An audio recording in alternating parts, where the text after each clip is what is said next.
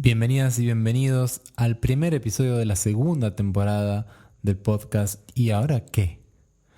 Esto no quiere decir que la primera temporada haya terminado. Decidí hacer un parate, ya que estamos en las puertas de un importantísimo evento astrológico. Plutón entra en Acuario, definitivamente. Y para cubrir y entender este acontecimiento de lo que nos está pasando internamente, a nivel colectivo y a nivel mundial, decidí entrevistar a una eminencia en astrología, a Gretchen Lawlor, con más de 50 años como astróloga, y que en sus propias palabras nos explique y nos dé un entendimiento de lo que está ocurriendo en los astros, en la Tierra, en nosotros. El episodio está en inglés, en el idioma original, pero podrán encontrar la transcripción y la traducción en el episodio siguiente.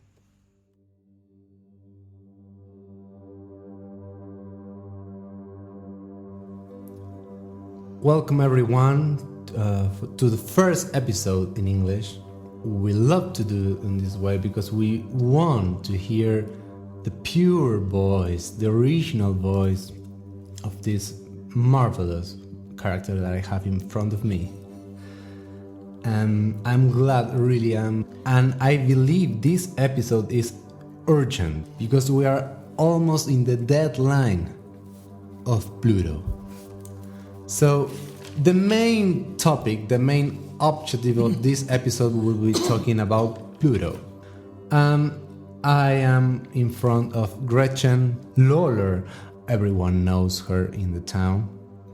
Is the astrologer in the postland. So Gretchen, welcome, and really thank you for playing this game, giving a message to the world, a call to action. Great. Thank you. Thank you, Iván. And when we meet each other and are able to speak a little bit of the astrology, it's always very exciting to me because I speak 3 languages. I speak English, I speak astrology, the language of the stars, and I am learning to speak Spanish. But in my years, mi memoria, my memories bank is filling. And so at Does it happen? Like the 75 years. The memory got... Yeah, I think it's a good metaphor because I've had so many years. I have so many experiences that I like the metaphor anyway. I want to introduce you, but the best way I think you can introduce yourself. Yes. Well, I think it's better because sometimes it's challenging for one to introduce themselves. Well, I'm going to introduce myself through an experience because I've been an astrologer since I was 18. Mom. I became an astrologer in a moment when I was riding my motorcycle on top of a holy mountain, and I had a bad accident, a very bad accident, and I smashed my head all up and my face, and my life changed in a moment. And what I was told over the time was that the holes in my head allow the planets to speak to me. And what did they say? Well, like this morning, I had, in the time of that early morning when you're just between the dream world and this world, is often when the planets speak to me and they tell me stories and give me an idea, like the Teatro de Las Estrellas that we did the other day. I didn't really know what I was going to do until I heard from them only 2 days before. And I get a little anxious sometimes. I think, okay. So this morning, Pluto came and talked with me for a while. Pluto reminded me that the incredible intensity of Pluto, and that Pluto demands sacrifice. And sometimes I have framed it as it is framed in the mythology as Pluto demands its pound of flesh. And it particularly does when it is making major transformations. And this is this time that we are in right now. Mm-hmm. And so it was also a reminder. Pluto reminded me this morning, although it asks for a sacrifice, because when I do teatro with Pluto, sometimes I give Pluto, the person, or myself if I am being Pluto, I give them a knife to cut away the flesh that is old and no longer full of life. And in that cutting, though, Pluto has told me and reminded me this morning that Pluto never takes everything, that it will cut away, but it always reveals something beautiful. So you mean like Pluto always asks for a sacrifice? But on the way that you're saying, like, he doesn't take everything. No, he doesn't take everything. And what does it mean in relation with the sacrifice? Well, it means that some of the sacrifice is necessary to go. It's like taking off an old costume that you're so used to. And this is particularly important for all of us right now, is that in the, 14 years that Pluto has been in Capricorn, we have been building a sense of ourselves and a structures in the world, political, economic, industrial, that we've been building structures that now many of them are no longer useful or helpful. And so Pluto is also about the composting of experience. But the compost is always a very rich soil for the next growth, the next part, the next story, the next chapter. When we performed Teatro de Las Estrellas the other day, we stood in blocks that were like an epoch, an era. You stood in the block as Pluto. Yeah, just for saying to the people, I was Pluto yes. in the last Teatro de las Estrellas. And that just came immediately, it was clear. Yeah, it was clear. Pluto took you and said, all right. And that's what's so wonderful. So you were in the block of Capricornio. Yeah. And you were also stepping, I had you step 3 times out of the block of Capricornio into Aquarius. And then you had to step back, because this is how the planets are functioning. That first step was about 6 weeks in 2023, in the summer of 23. And then Pluto took a first step into Aquarius and then stepped back. And the second step has been since about April till September 1st. Again, the second step into Aquarius and then back into Capricorn. And now we are moving towards the last entrance of Pluto into Aquarius. And we are... When we're going to be? It's going to be on November the... 19th. November the 19th, it steps into Aquarius for 20 years. It can seem like an equivalent of the awareness pushing to open the door, like 3 times, and the 3rd time enter completely. The magical 3 times. Yeah, the exactly. 3 requests. It calls 3 times to the door and enter. I like that. Because that may also tie in with the 3 triggers of Mars to Pluto as it makes this shift. 3 times. I like that. So that we're seeing that there's magic involved. Yeah, of course, much bigger. What does it mean to Pluto being in Capricorn, and what does it mean to Pluto being in Aquarius? Pluto is that part, that voice, that archetype, that planet, that god, goddess, spirit, that is representative of power, of the use of power and powerlessness, of overpowering or feeling the victim of power, but ultimately of learning to accept and receive and handle power. Handle, yeah, exactly. So the different combinations between Yes. how to handle power. Yes. When it's in a sign, so it does a journey, it has an era, an epoch, a story, a block of time where it travels through Capricorn. So this has been since 2008.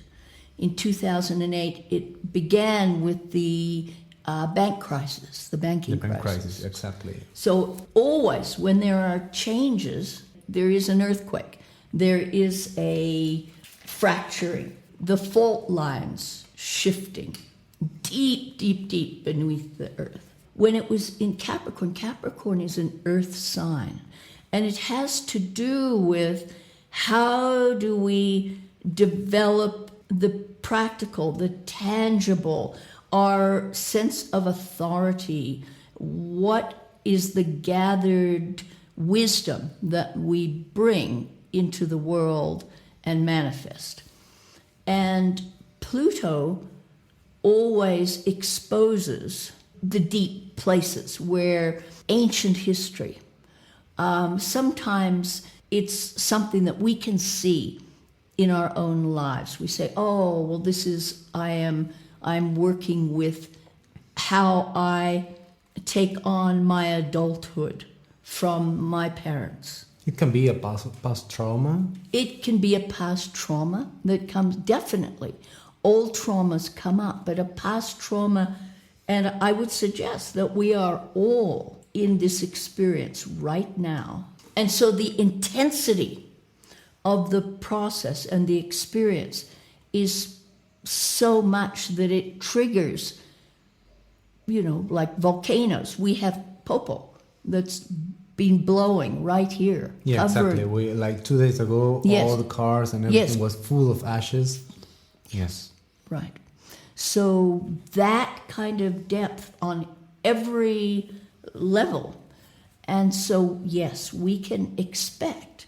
And if we choose to be participants rather than victims, this is what a gift of astrology. I love that definition because I usually speak about the two energetical positions that we can do. Like, for example, be participants, be writers of Yes. history, Yes. or just be like contemplative, like spectators. Yeah. But I love that also, that word that you said, like victims. Yes. It's like, okay, this is happening to me. Yes. And only to me, because I only can see myself. Right. But Pluto invites to see the collective. Yes. Because we are crossing Pluto. From Capricorn to Aquarius. Yes. And so sometimes it's easier to see around you in others. And that can be really helpful to realize that everyone is shaking. That's why when you asked me, how is it here? Yeah, you didn't say like, good. No, you say interesting. Okay. Okay, yeah, I don't want to go deeper. Yeah. No, but Yeah, there's no human being in this world right now who can say, yeah, I'm okay. if people say that to me, I think they are Cynical? they are probably on terrible drugs. Everyone I speak to says, I wake very early, I wake in the night, and I am afraid. And that is a good, healthy response. Exactly, yeah. At this point. To know that we are in the fault lines between two eras, two epochs, even if we were just speaking of Pluto. And we can't go into that here today, but when we did Teatro, I pointed out that actually there are three big eras changing. We are in the fault lines for not only Pluto, but Neptune and Urano. Okay. Before going We to can't go there. No, we can't We go can't there. go there today. So we were talking about Pluto before going to the combinations from Neptune and Uranus. We're talking about the quality of Capricorn. There'll be all the structure, Yes, the Earth. Manifestation, the law and authority. And so some of the work of Pluto in Capricorn is to question the authority external to yourself. Exactly. That you give over your power. Wow. That's the main phrase, I think. So the learning that we need to embody about being Pluto in Capricorn will be to from which position I do my actions. If I truly doing for myself, or if I'm doing by authority, by tradition, or because someone told me to shot someone in the head. Right. Very good. Very important. And we are jumping from this to a new word, Aquarius. Yes. What means being Pluto in Aquarius? Okay. What is the quality of Aquarius, just for the people who doesn't have the language of... Yes, Aquarius, we move from earth to air. And so, so the quality of Aquarius is air. Air interconnects, yes? There's a sense of, and air has to do with communication, communality. Air has, and particularly Aquarius, has to do with the acceptance of diversity and the ability to work collectively, while honoring the uniqueness and the individuality of the different parts. Aquarius has a lot to do with focus on the future, whereas Capricorn is really the gathering of everything up to this point. So now we're looking at it and saying, all right, now we need to work on the future, because we need to have a good vision of the future in order to be willing to do the sacrifice, to be willing to change. Some of this has to do with working on a better future. And that is some of the work of Aquarius. It seems like Capricorn is like the final shape, the final structure. Yes. And then Aquarius invite us to, but I'm not alone. I need the connection with the others. Yes. So often when I'm here in this community, I'm with a lot of people who are speaking very rapidly in Spanish. Yeah, exactly. And I can understand up to a point. But then I've begun to draw pictures when I'm sitting in the energy. And one of the pictures that I continue to draw is a picture of a string of pearls that are connected. Now, this is what Pluto reminded me of this morning, is that when Pluto takes away, it reveals this beautiful pearl. And I've seen a vision of this. It's like here at my chest, my solar plexus, that it reveals some beautiful radiance, something that is uniquely, something I have to offer this future, where the future has to do with new communities of pearls strung together. And I see them almost as avatars. And I don't know if that's the perfect word, but the idea that we each bring something to the community. We need to offer something for the community. Right. To get that pearl, you're saying that we need to take off the layers. Yes. So that will be the Capricorn epoch to reveal that layer, to take the pearl, and Aquarius will be to offer and connect it with the other pearls. Right. And the wonderful thought of pearls is that pearls develop from little grits of sand that hurt an oyster. Exactly. And they develop through the rubbing. And so we will develop further our pearlescence, our unique contribution, through the rubbing against each other as we gather in this new era, which will last for 20 years. I love having images because our minds, our brains are incapable of comprehending where we are going.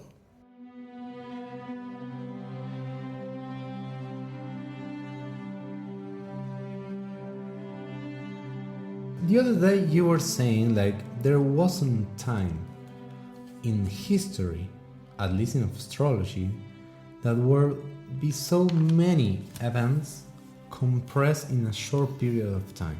Yes. What does it mean, this? Well, it means that on many levels, more than one level, we are transforming into a new era, a new epoch. We have at least three new eras that are coming at the same time that we have to adjust to. We have to shapeshift from an old order to a new order. We won't be able to understand them with this small mind. So it's a massive shift in consciousness that is happening at this point of crisis on the earth, because it's unsustainable and it's amplifying, what's happening on the planet, that we're in a crisis. We have Pluto stepping into Aquarius. We have Neptune completing a full cycle of the zodiac and completing its time in Pisces and stepping into the first sign of Aries. That's happening. When's gonna happen? That's happening in 2025. Okay. And then we have Uranus, the planet of genius, the awakening, the chaos bringer, but the planet of genius, stepping from Taurus into Gemini, also in 2025. We don't have a recorded indicator of so many of these big planets because Pluto makes its full cycle every 240 years. Neptune makes its full cycle in 144 years. Uranus makes its cycle in 88 years. So these are slow, big, collective planets that are shifting our collective awareness in this very short period of time. Yeah, one thing that I mentioned in the other episode was about Pluto, the last time that Pluto was in Capricorn to Aquarius, and do some research about that. People just mentioned the independence of the United States, also the French Revolution. But I went deeper and said, like, why the United States with independence was so meaningful, and why we know the French Revolution was so meaningful, but was the beginning of nationalism, was the beginning of an idea that people get together because they're part of a nation. And that means the French nation, that means the United States nation, also was born Italy, Germany, and all the Latin American countries, I will say. But that idea, more than joining people who have something in common, make also segregation. Yes. Against the other who are not part of it. Yes. So it means like French are French because we speak French. But we are not part of Spain and also Germany and Italy. But inside French, there are so many countries or all kingdoms, for example, Occitanie, Bretagne, different who has another languages, but they were involved on the French idea. And that nationalism idea of the nation of people who have some characteristics in common is something new and was born in the last time that Pluto was in Capricorn crossing to Aquarius. Fabulous, yes. And that topic, I just call that because Zionism It was another kind of nationalism who created the idea of a nation of Jews. Yes. So I put the comparison between it will be a nation for Jews, will be the nation for Christians, or the nation for Muslims. So you can create a nation for anything you want. People who has a gray hair, the nation for people. Yes. So it's like, we get gathered, but at the same time we segregate for the others. Increase the illusion of separation. And that part of, we said that of Capricorn, this is the way, this is the idea, this is the main structure of our life. Now we see the world in countries. We just not see more in the world of Sahara, Amazonia. No, we just see Brazil, we see Peru, we see Egypt, we see Morocco. We see countries right now. Yes. And it's so deep root, that idea, that we cannot see the world in another way. And we're going to have to, because we're all on this small Madre Tierra, and we're all, this is where Neptune in Pisces dissolving the boundaries as well. That we're needing to experience we can't afford nationality. No. In a way, we cannot afford it. Do we tolerate and how do we tolerate and accept differences, but in a new way? Because when Pluto moves into Aquarius, one of the themes is power returns to the people. This could turn very badly, or it could be an inspiration to a very new and different world of necessity, because we don't have the space or the resources to sustain nationality, really. But how do we also maintain respect for the differences? Difficult. And we are in this process. And so, in the long view, I say, Pluto into Aquarius says we need, and maybe this ties in with Uranus and Neptune, we need a new vision of the future, of a possible future, that we do not give away our own right to vision a future. The media, say, for example, or, there's this image of AI taking over the world, or of high-tech, crazy solutions. We each need to take responsibility for visioning, listening for, watching for a new world that is hopeful. And maybe that sounds... I think we have no choice, really. We have to have something to want to keep going. And so we all need to be science fiction writers, visionaries, artists, musicians, whatever we do, to envision what else can happen, because the media is very powerful and they have too much authority. I feel that this period of time in the next 6 to 8 months is part of a process of participation in a shift. When you talk about the pearls, yes, we cannot expect.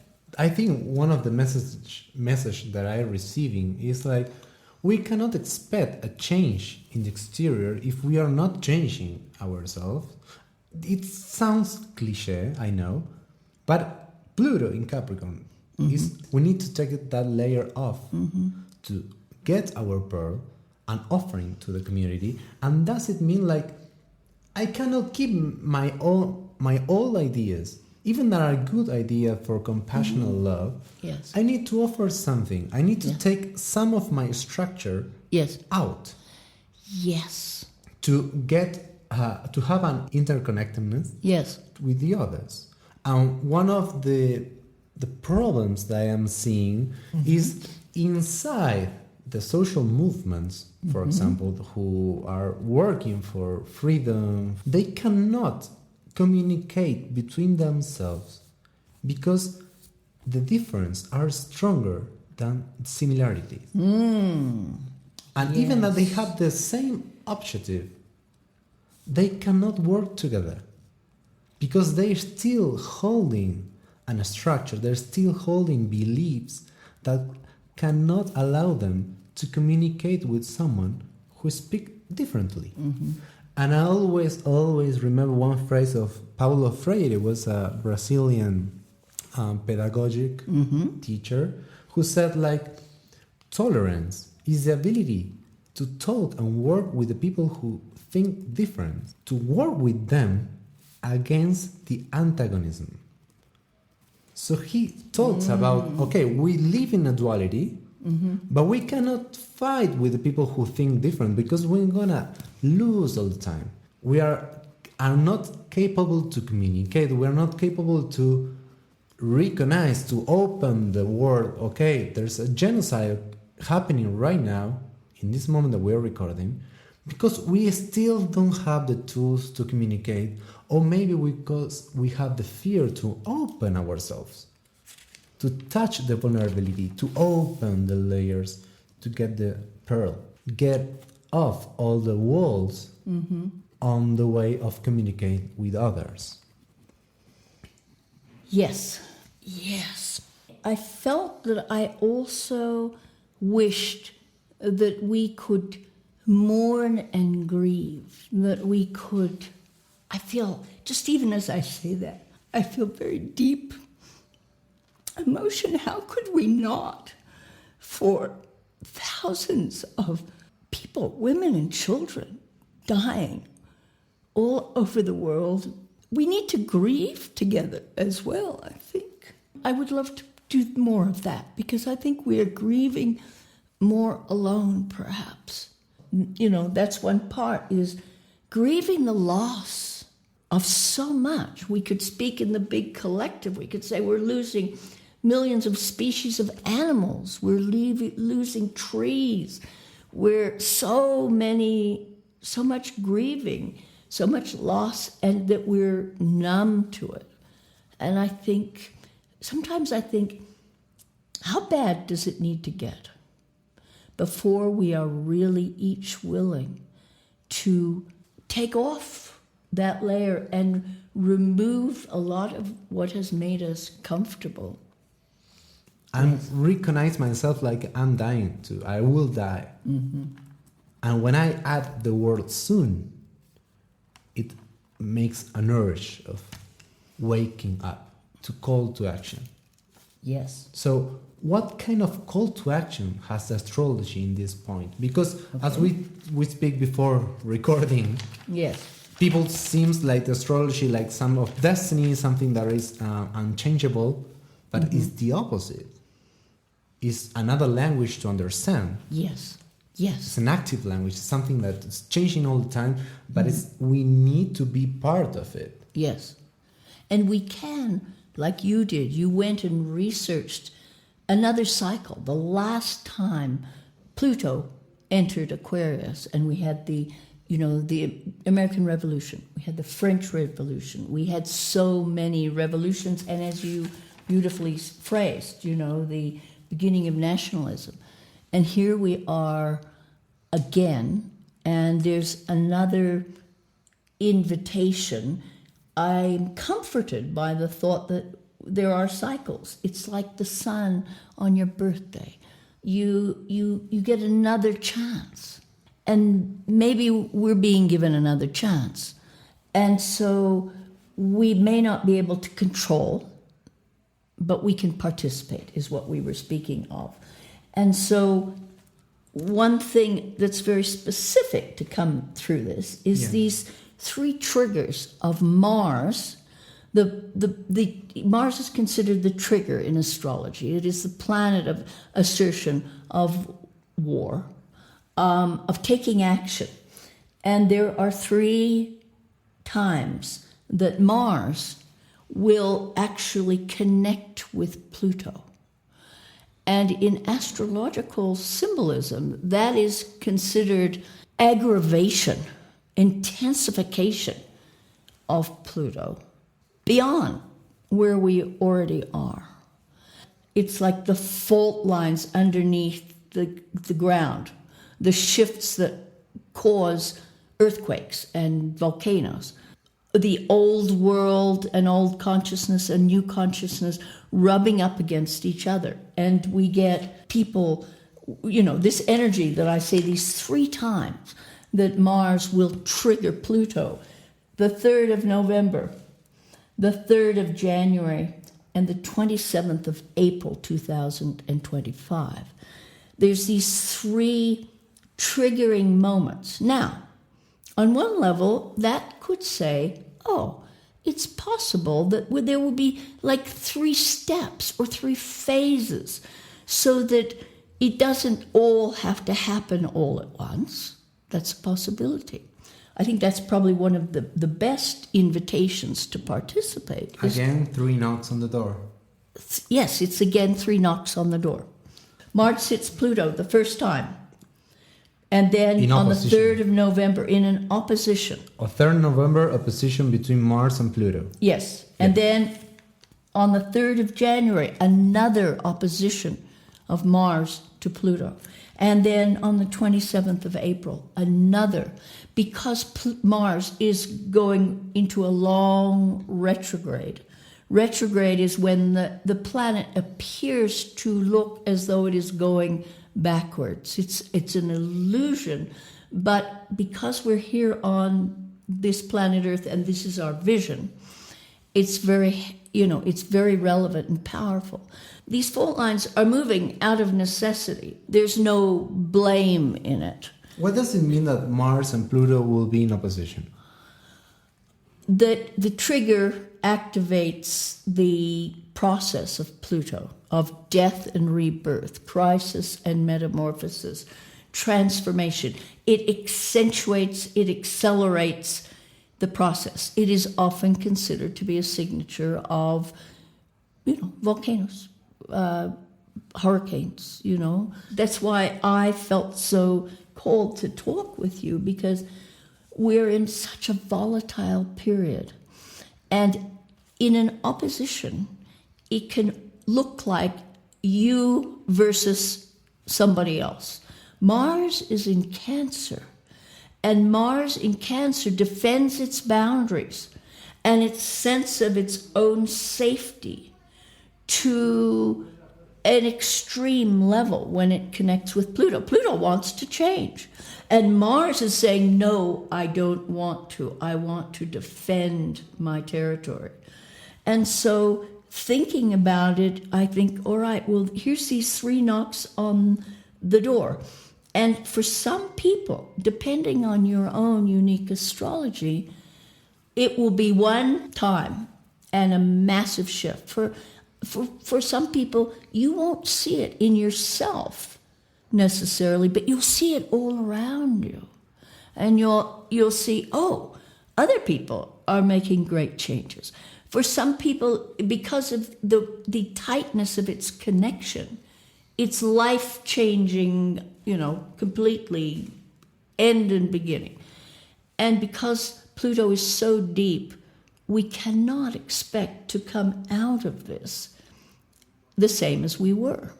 And there we go into Aquarius carrying our small pearl, our something that we can contribute to the community.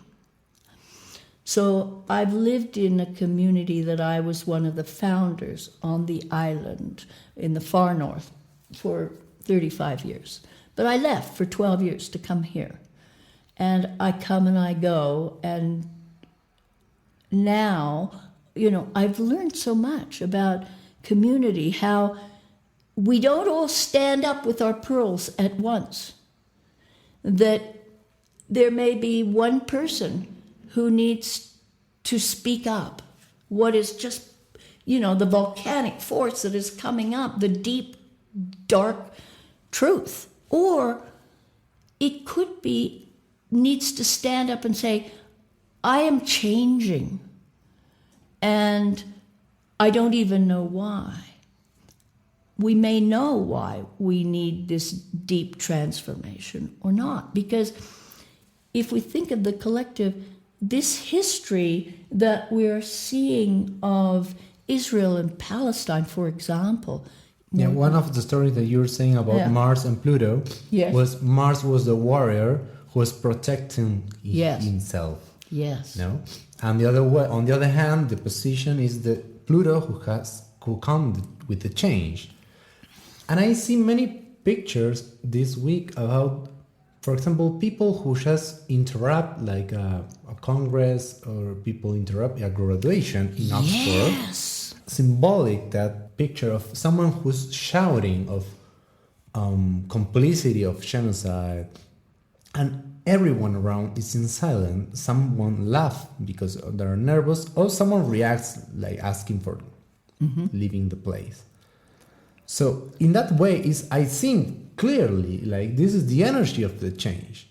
Yes. The world is asking for change. Yes. Because we cannot afford, as we said, like nationalism, we cannot afford this war. We cannot afford this situation. And on the other hand, there is someone protecting himself. Yes. Protecting his territory. Yes. His territory in quotes, because the people cannot see it in quotes. Right, what you're doing with your hands. Exactly. Yes. Picture between Mars and Pluto, like Mars as Israel, protecting his territory in quotes. Yes. And against a big world change, they're asking of the fall of the empire. Yes. It's the fall of Western empire. It's the fall of this knowledge of democracy in quotes again. No? Yes. And seeing like we cannot accept this situation. And of course, when you said that story, I felt like hope in my heart, because I said, okay, Pluto will beat Mars. Because Pluto is a massive change, and Mars is some temporary warrior who wants to protect himself. Yes, and Pluto is considered to be the higher octave, the grander side of Mars. So they are related. They actually have a commonality. Wait. You're saying that Mars came from Pluto? Well, no, we say that the personal is Mars and the collective is Pluto. That there's a relationship between the two. Gives me hope, because then in some deeper way they are serving the same energy of change. And this 3 knocks on the door, that a sense of being in a process, that there will be resistance. Like, the first one comes up very close to the U.S. election. True, yeah. The second one shows up after the inauguration. Astrologers look at this and say, just for example, in the United States, that there will be great resistance to anything that happens. And on one level, we cannot give over our own authority any longer to anyone. If it's, Trump, if it's, any leader, we cannot do it, because that's the old order, that somebody will do it for us. And so we, looking at this, it could be very, very extreme. It could be World War III. It could be nuclear war. It could be such a radical decentralization that we are forced to return to smaller, decentralized communities. Oh, I expect that. Yeah. Yeah. And, in some ways, I think the decentralization, I have focused more on Estados Unidos in Canada, because I see that the United States are no longer the United States. It's going through its Pluto return. And so the whole story begins again. I'm saying tolerance is the art of work with someone who thinks different. Yes.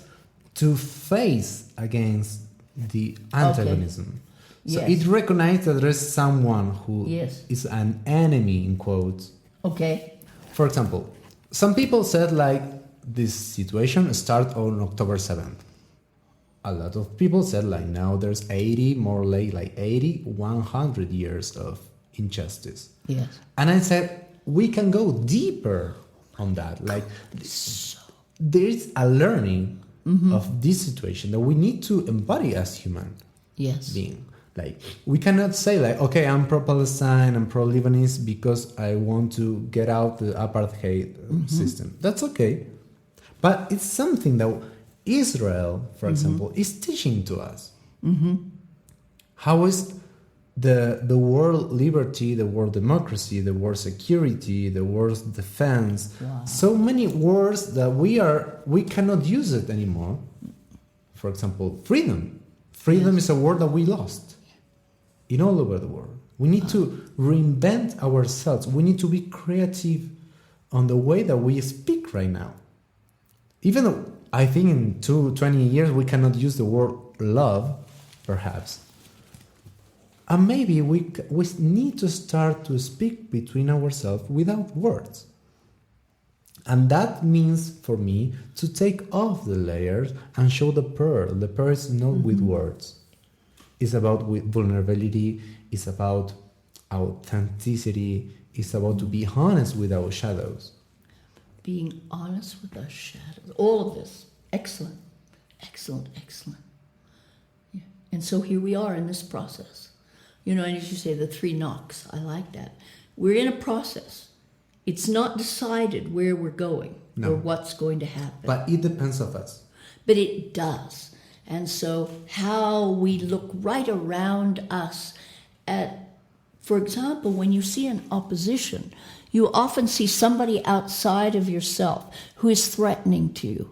So you and I could be Mars and Pluto. Here, I pulled out the symbols of it, you know, Nice, to perfect. like say, we could be that way. And if you look around you and say, is that happening in my life? And it isn't necessarily a violent opposition. It may be just somebody with another need than yours who is trying to survive. How do we begin to be curious about each other? And is there some balancing or way to where is there common ground? Where is it not somebody wins and somebody loses? We talk about nonviolent communication. Very And good. nonviolent communication said with the same words that like we have different needs, but there's no like different levels of needs. All the needs are the same equal level. Yes. So the point in common is that you have a need and I have a need, and we need to work in collaboration to satisfy that needs. And there's not that your need is opposite my need. Yeah. The problem is the deficit of creativity to create a strategy to satisfy those needs. This is so perfectly relevant to me in these days, right now. It's so helpful, you know, tools like nonviolent communication. So incredibly important. You have a need, I have a need. And then the creative, collaborative conversation. Aquarius is an air sign. It does invite more conversation. So that's very hopeful. When Uranus steps into Gemini next year, it's another air sign, the planet of genius in a sign of communication. Pluto in sign of communication. There is hope in all of this. When we performed, and at one point I said, there is hope because these 3 planets, so you and Neptune and Urano, all formed You a said shape. you. Oh, did I? Whoops. Instead of say Pluto, you said you. Okay, very good. I'm still embodying Pluto. Because, Pluto. Because I love doing the theater because then I just get to watch. We perform Teatro de Las Estrellas, and one of the women asked me for being Pluto. So I said, of course. And I asked myself, okay, what do I need to bring in this place? Like, it's not acceptable, but it's something that needs to be mentioned. I said, okay, in this house, no one is talking about the genocide. Instead of speaking about the genocide, speaking about blah, blah, blah, I put my scarf on my face, and in 2 minutes, I dress myself like an Arab, and everyone can see the message without words. That was like a psychomagic act of embodying Pluto without saying anything, but only the presence, the silence, and the eyes can tell the others, okay, there's something here that no one is speaking. And when you explain all the stories about Pluto and Mars, Israel, Palestine, it shows up.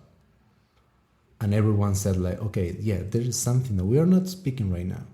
We need to give our word to the thing that we are not accepting within ourselves. Because we can hide beside peace, for example. We can ask for peace, but what does it mean, peace?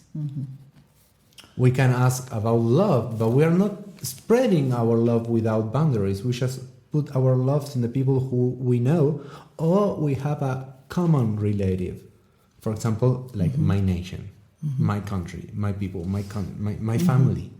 We are not still open completely the boundaries to say, okay, that means love. Love is not limited to a country, a boundary.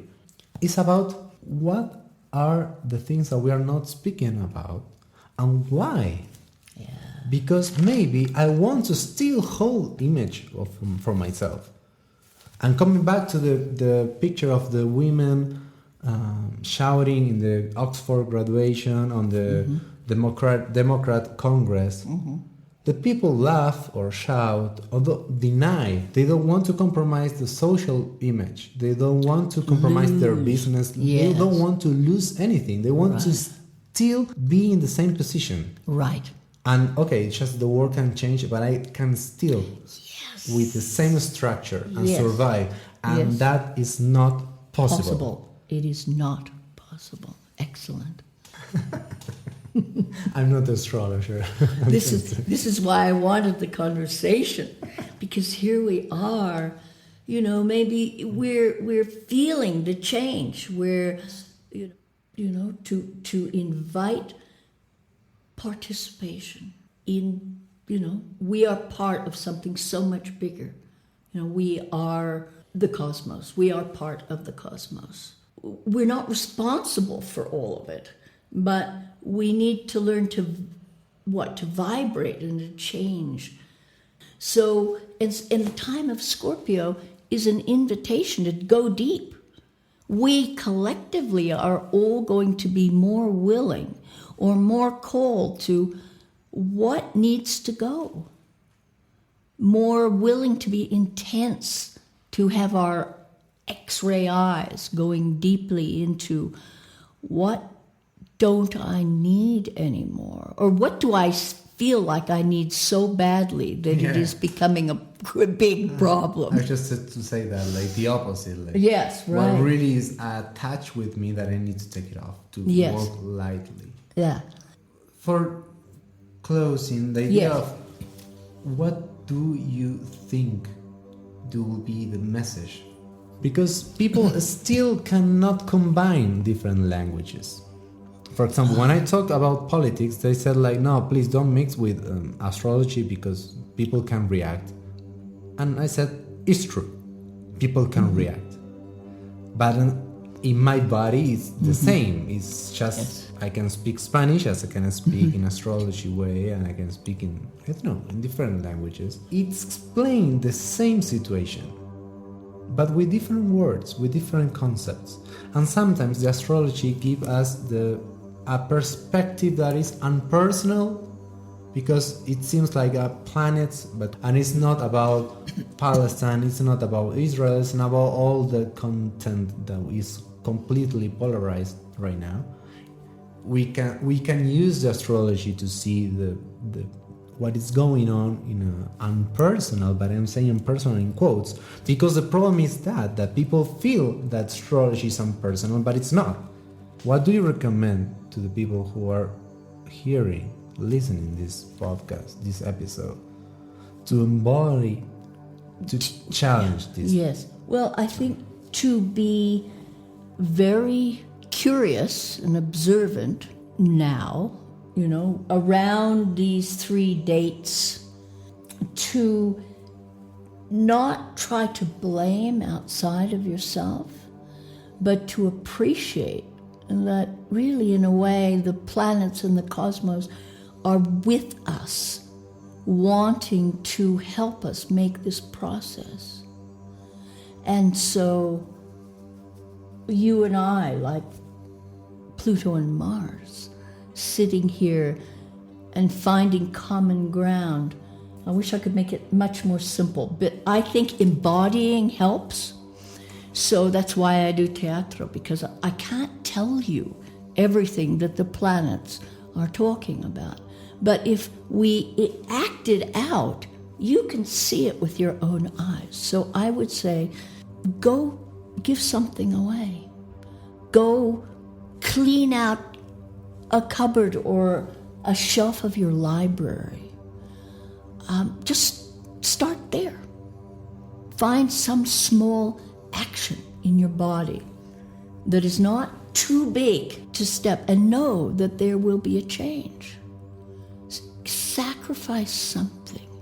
Choose something that you could release of who you know you were, of what you have felt has been most precious. Maybe some of it is to celebrate how, the wonderful things that we have developed in this time. I know this is a long one. You wanted a short answer, but I'm going to give an example. I loaned half of my rather extraordinary astrological library to a young man who really wanted to be an astrologer. And he wrote to me the other day and he said, I need to give you your books back. What do I do? He's way in the north, I'm here. I thought about it and I said, go donate it somewhere and use that. If you receive any money from it or any gift from it, use it for your own vision.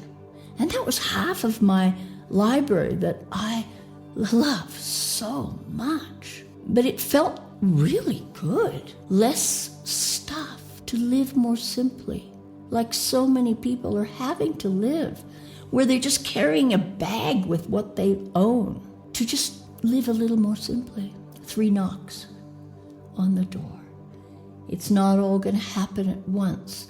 There's shift and shift and shift. And then feel hopeful and excited about what reveals itself as we make space for a new world that we don't understand. Thank you, Gretchen. Thank you. It's a pleasure to do this episode. Absolutely fabulous.